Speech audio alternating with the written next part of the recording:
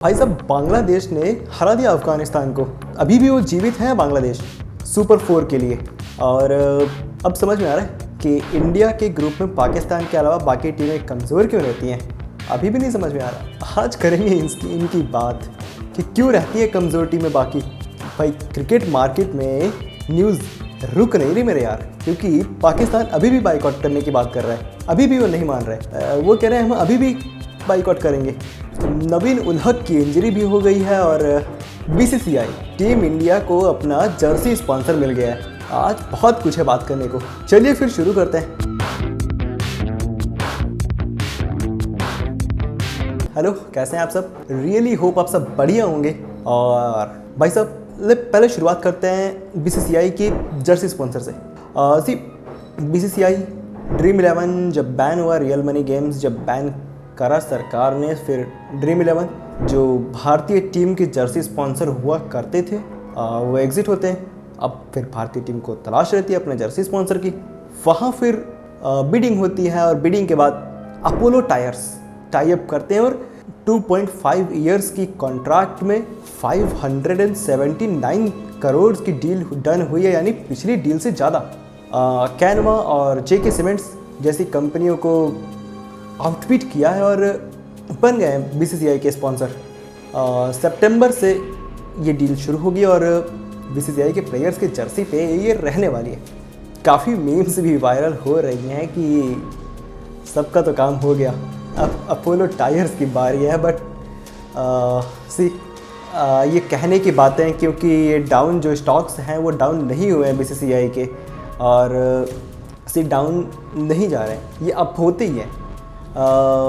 इसकी वजह यह है कि बीसीसीआई का ब्रांड है यार, और इनके बाद जब टाई अप हुए हैं तो फिर अपोलो टायर्स के स्टॉक भी बढ़ेंगे ऊपर की तरफ। खैर, ये तो बात रही अब पहली न्यूज़ जो बीसीसीआई की है। बट दूसरी न्यूज़ भी वहीं से है कि भाई साहब, रजत पाटीदार सेंट्रल जोन को दिलीप ट्रॉफी जिता चुके हैं। So well done.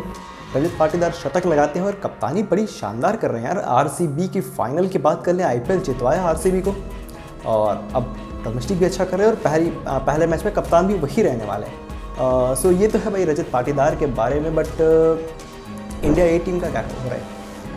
इंडिया और ऑस्ट्रेलिया के बीच में लखनऊ में अनऑफिशियल टेस्ट खेला जा रहा है, जहां पहले दिन ऑस्ट्रेलिया ने पहले तो वेट आउट फील्ड के चलते पहला सेशन कैंसिल हुआ, और जब दूसरे सेशन से शुरू हुआ तो फिर अच्छी पार्टनरशिप करते हैं और शतक बनाते हैं सैम कॉन्शन।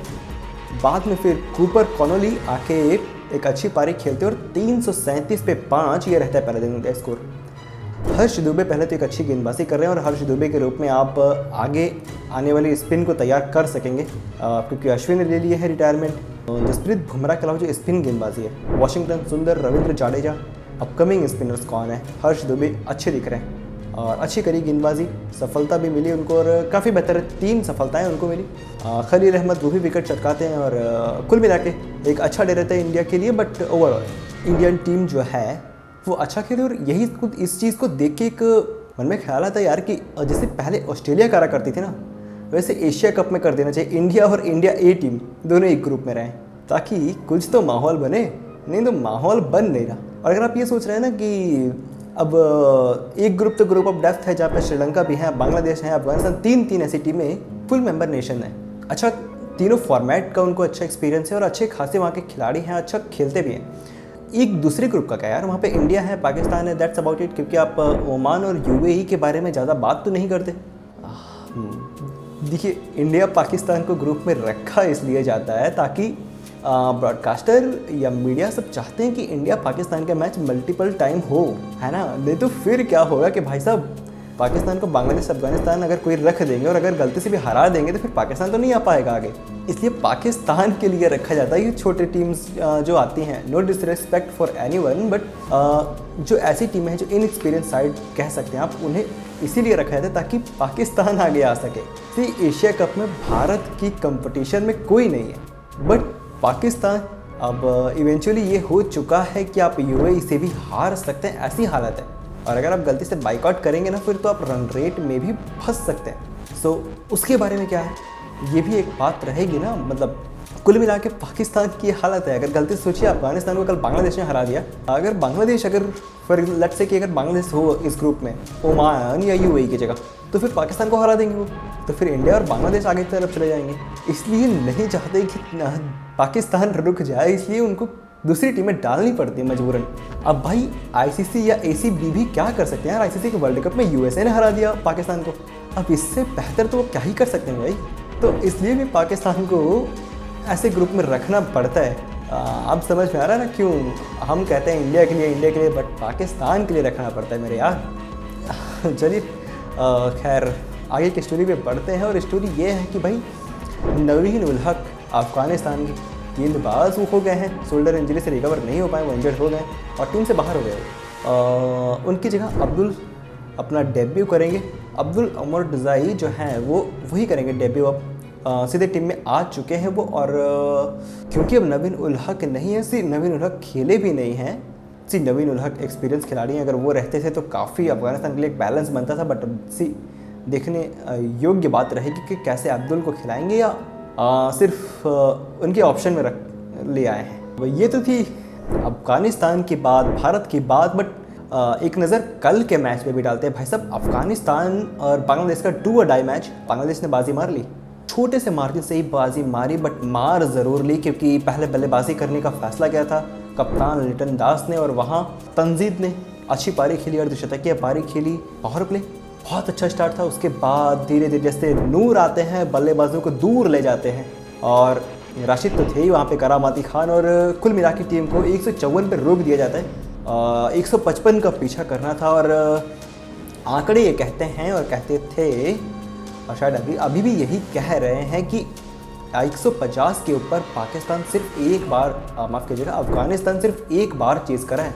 इससे कुछ ही समय पहले बांग्लादेश के सामने जब आप मैच खेल रहे थे चट्टाग्राम में, इफ़ आई रिमेंबर करेक्टली, वहाँ पे 61 रन से बांग्लादेश ने मैच जीत लिया था। यानी अफगानिस्तान की ये जो सबसे बड़ी प्रॉब्लम है, एक अच्छी टीम है, नो डाउट बेस्ट टीम है इंडिया के बाद, कह लीजिए एशिया में, पर बल्लेबाजी के स्टॉक्स डाउन है, नहीं कर पा रहे, वो काम नहीं कर पा रहे, बल्लेबाजी कलेक्टिवली परफॉर्मेंस नहीं दे पा रही।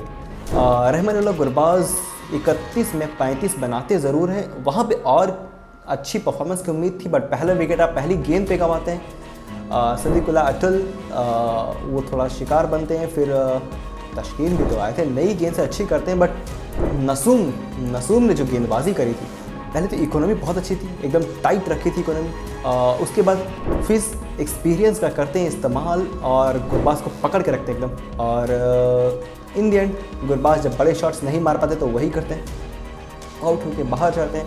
और अफगानिस्तान जब थोड़ा अच्छा खेल रहे थे वहीं जाके लड़खड़ा रहे थे। एक तो ये चीज़ भी रह रही थी अफगानिस्तान के लिए, बट जैसे कहते हैं एक बार फिर से वही किया, और उन्होंने फिर अजमतुल्लाह अमरज़ाई पे डिपेंड रहे, बट अमरज़ाई अच्छी पारी खेल रहे थे, बट थोड़ी सी इनएक्सपीरियंस की कमी नज़र आई वहाँ पे, क्योंकि बड़े शॉट्स लग रहे थे, फिर भी लगातार बड़े शॉट्स मारने के प्रयास के, कुछ शॉट्स तो बहुत दूर मार दिए यार, स्टेडियम के बाहर भी मार दिए थे कुछ शॉट, बट फिर वही फिज अच्छी गेंदबाजी कर रहे थे, प्रेशर बन रहा था, और अजमतुल्लाह आउट होते हैं, पकड़े जाते हैं बाउंड्री के पास, और उसके बाद राशिद खान आते हैं, 9 लोग शॉट्स भी मारते हैं, बट इन दी एंड आप शॉट रह जाते हैं।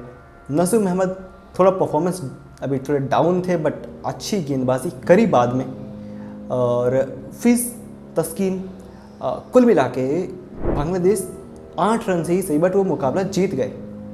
और जब आप जीत जाते हैं तो इसका मतलब ये है कि आप जीवित रहते हैं टूर्नामेंट में। डू और डाई मैच अगर अफगानिस्तान जीता तो फिर श्रीलंका, अफगानिस्तान, ये 2 टीमें क्वालिफाई करती इधर से, क्योंकि सामने वाले ग्रुप से इंडिया तो कर चुका है, पाकिस्तान की बारी अब। और जैसा मैंने ऊपर कहा, थोड़ा मुश्किल है, क्योंकि यूएई, भले आप कहेंगे कि यूएई है टीम, बट पाकिस्तान भी है, याद रखिएगा बल्लेबाजी बहुत डाउन है, और वो वीकनेस नज़र आ रही है कि पाकिस्तान थोड़ा फंस रहा है, उनकी बल्लेबाजी थोड़ी प्रॉब्लम क्रिएट कर रही है उनके लिए, और गेंदबाजी भी तो थोड़ी हल्की ही लगी है, बट बांग्लादेश मैच जीतते हैं। और अब इम्पॉर्टेंट ये रहेगा कि अफ़गानिस्तान के सामने श्रीलंका होगा, वहाँ अगर अफ़गानिस्तान जीतता है तो फिर सीधे क्वालिफाई कर जाएंगे, क्योंकि नेट रन रेट अच्छा है, और नहीं तो फिर रन रेट पे बात आ जाएगी, क्योंकि अगर अफगानिस्तान श्रीलंका को हरा दे तो फिर श्रीलंका भी बाहर हो सकता है अगर बड़े मार्जिन से हराए तो। यानी इस ग्रुप में कुछ भी हो सकता है, ये ग्रुप ऑफ डेथ ऐसे ही नहीं कहा जाता। वो बहुत वहाँ पे प्रॉब्लम्स चल रही हैं, और चल इसलिए रही हैं क्योंकि तीनों टीमें मजबूत है ना, स्ट्रेंथफुल टीम है। चलिए आज के लिए मेरे पास इतना ही है। चलिए अब आप लाइक कीजिए, शेयर कीजिए, सब्सक्राइब कीजिए, नोटिफिकेशन की घंटी दबा दीजिए, क्योंकि इंडिया ओमान का प्रीव्यू भी तो आ रहा है और अभी तो बहुत कुछ आ रहा है। सुपर फोर्स में भी बहुत कुछ है। क्रिकेट का बाजार कहाँ रुक रहा है मेरे यार, आप भी बन जाइए इस तिवारी फैमिली का हिस्सा। Thanks for watching.